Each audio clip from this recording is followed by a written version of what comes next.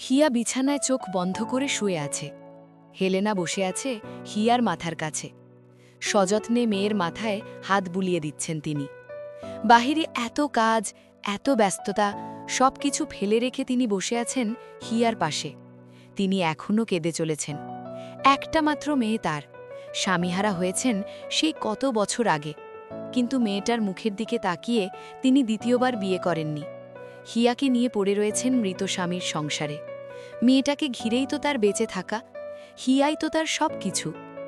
হিয়া মনের ভেতরে কষ্টের পাহাড় চেপে রাখলেও তার সামান্যটুকুও বাহিরে প্রকাশ করতে পারছে না, কারণ তার মা কষ্ট পাবে।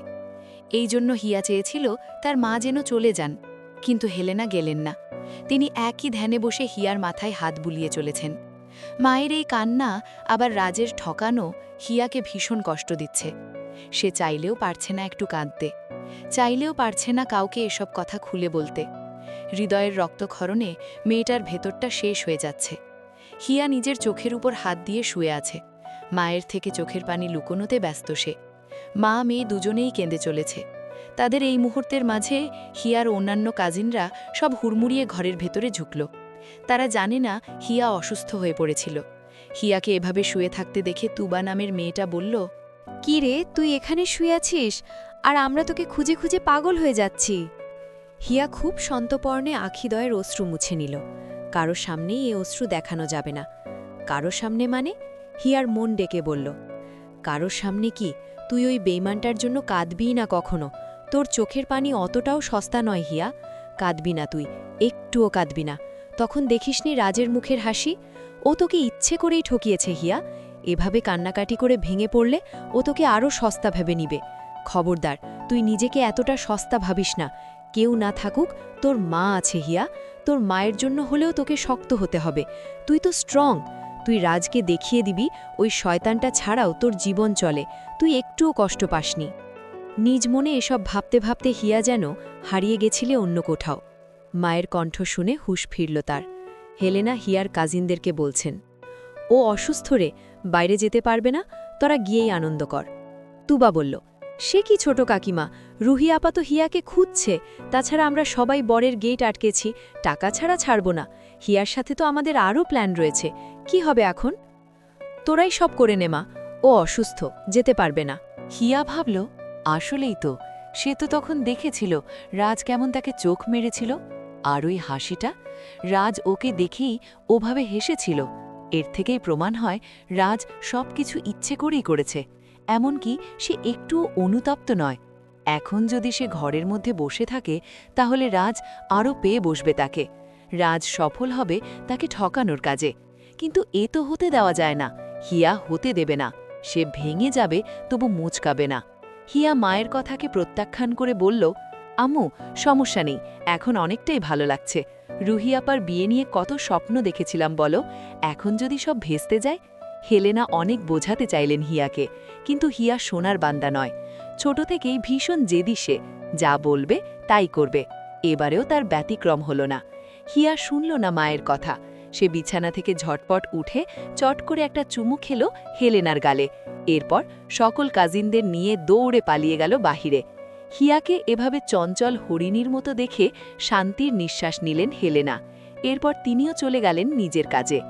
হিয়া রুমের বাইরে এসে জোরে জোরে শ্বাস নিত।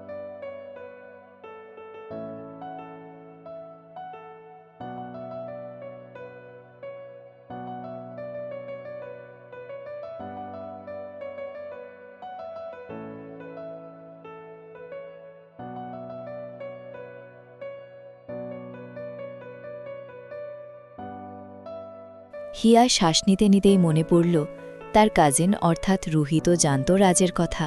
এমনকি রুহি রাজের ছবিও দেখেছে, তারপরও এমন করল। এই জন্যই কি রুহি বিয়ের আগে হবু স্বামীর ছবি দেখায়নি হিয়াকে? হিয়ার মাথা আবার এলোমেলো হয়ে যাচ্ছে। হিসেব কিছুতেই মিলছে না। রুহি এবং রাজ দুজনেই জানত তার ব্যাপারে। দুজনের সাথে হিয়ার কেমন সম্পর্ক সেটাও দুজন জানত। ও মাই গড, তার মানে ওই দুটোই মিলে হিয়াকে ধোঁকা দিয়েছে। হিয়ার মাথা আবারও ঘোরাচ্ছে। রাজ তো না হয় পরের ছেলে, কিন্তু রুহি তো তার বড় বোনের মতো। সে কিভাবে পারল এমন একটা কাজ করতে? হিয়ার সব কিছু আওলা ঝাওলা লাগছে। কি আশ্চর্য, এগুলো কি হচ্ছে তার সাথে? হিয়া দুহাত দিয়ে মাথা চেপে ধরল। এটা বাড়ির পেছন দিক, তাই এখানে কারো আসার সম্ভাবনা নেই। হিয়া মাথা চেপে নিজের সাথে ঘটা সব কিছু মনে করতে লাগল, আর তখনই শুনতে পেল এক অপরিচিত কণ্ঠস্বর। এই যে ম্যাডাম, এখানে কি করছেন? আপনি না অসুস্থ? কারো কণ্ঠ শুনে হিয়া তড়িৎ মাথা থেকে হাত নামিয়ে ফেলল। নিজেকে সামান্য ঠিক করে তাকালো পেছনের দিকে। দেখতে পেল সাদা পাজামা পাঞ্জাবি পরিহিত স্বল্প পরিচিত যুবককে। হিয়ার মন মেজাজ তো এমনিতেই ভালো নেই। যেই মানুষটা তাকে এত নিষ্ঠুরভাবে ঠকালো, তার ভাই সামনে, মেজাজ আরও বেড়ে গেল হিয়ার।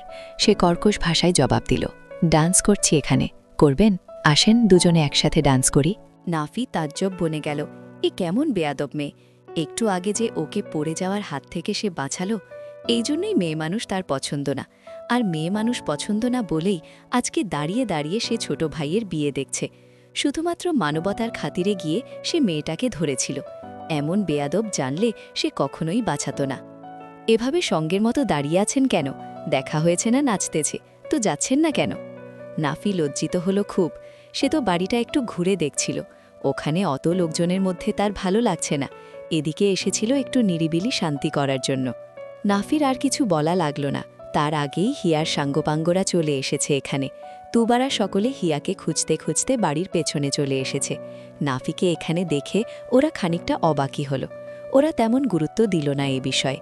ওরা কোনো কথাবার্তা ছাড়াই হিয়ার হাত ধরে টানতে টানতে নিয়ে গেল গেটের কাছে। সেখানে এখনও আটকা রয়েছে রাজরা। তুবারা 50,000 টাকা চেয়েছে, কিন্তু রাজরা দিতে রাজি নয়। এই জন্যই এখনও ওদের ঢুকতে দেয়নি তুবারা। হিয়া নিজেকে স্বাভাবিক রাখল, এমন একটা ভাব করল যেন রাজকেও চেনেই না। হিয়া এসেই সকলের উদ্দেশ্যে জোরসে সালাম দিল, আসসালামু আলাইকুম। রাজ একটু বিব্রত হল, হিয়া এত স্বাভাবিক কেন? তার ভাবনার মাঝে হিয়া ওর দিকে তাকিয়ে বলল, দুলাভাই, বউয়ের সাথে ফ্রি শালি পাচ্ছেন কতগুলো, এত কিপটা হলে চলে? কিপটামি তো ভালো লক্ষণ নয়। রাজ অবাক হল, এটা হিয়া হতেই পারে না। তবে সেও কাউকে কিছু বুঝতে দিল না। সে বলল, অবশ্যই টাকা দিব না কেন? এত সুন্দর শালিরা আমার। সে নিজের মাথাটা সামান্য এগিয়ে দিয়ে হিয়াকে কাছে ডাকল। সবাই চারিদিকে হো হো করে উঠল। নতুন বর কি বলছে শুনতে সবাই উৎসুক হয়ে গেল। যেহেতু রাজ হিয়ার দুলাভাই, তাই কেউ কিছু মনে করল না। হিয়াও পরিস্থিতি বিবেচনা করে এগিয়ে গেল রাজের দিকে। রাজ হিয়ার কানের কাছে গিয়ে ফিসফিস করে বলল, কেমন লাগলো সারপ্রাইজ?